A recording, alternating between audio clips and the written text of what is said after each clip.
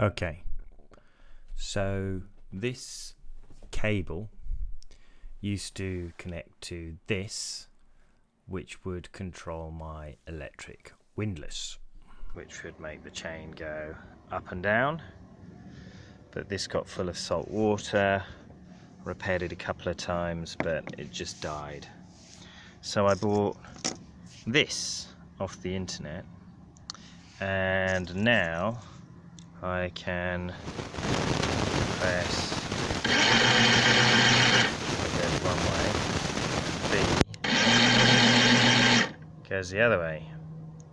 So it wasn't that easy to work out. Let me show you how I did it.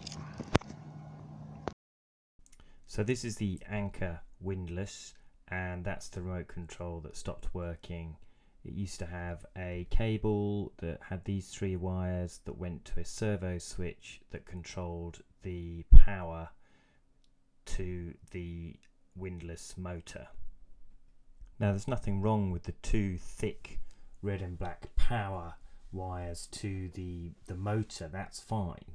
What I need to sort out is how that servo switch was controlled previously by the orange cabled remote, and now I want to set up a wireless key fob remote.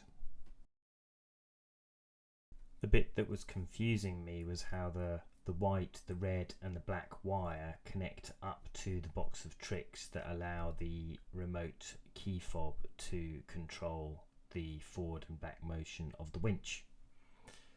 This is the other end of the old cable, and it connected into there. That's the switch.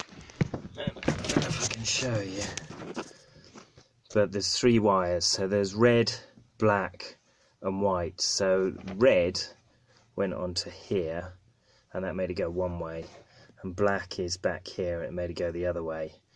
And this one was power, so that's on a different switch. So that's power. That flicks the servo on, which allows the main power to drive the motor, and the black one makes it go the other way.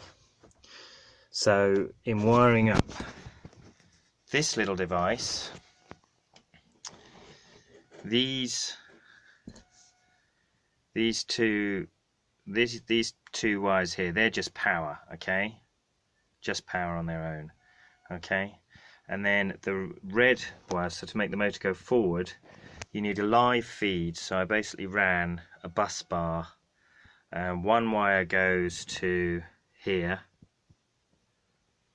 and that negative just goes back to the battery. But I also ran a live feed to buttons A and B. So the power comes in on A and then out on B to the servo switch.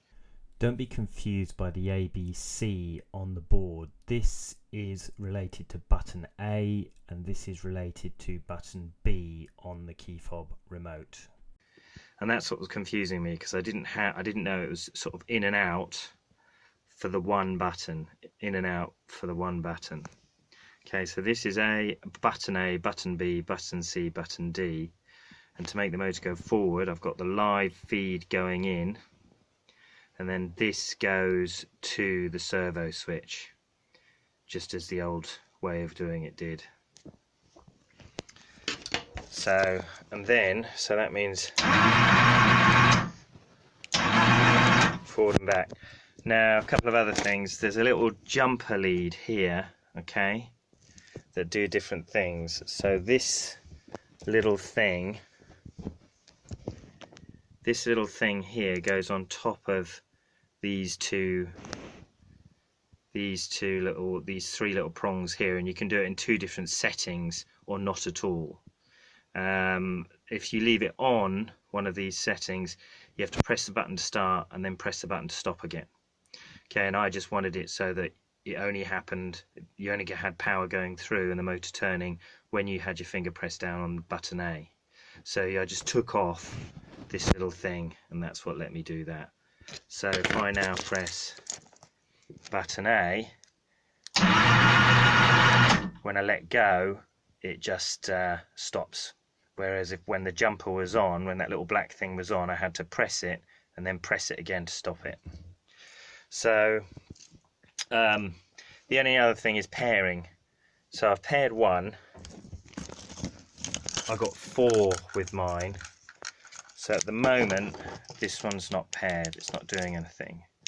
But if you hold this little button down next to the light,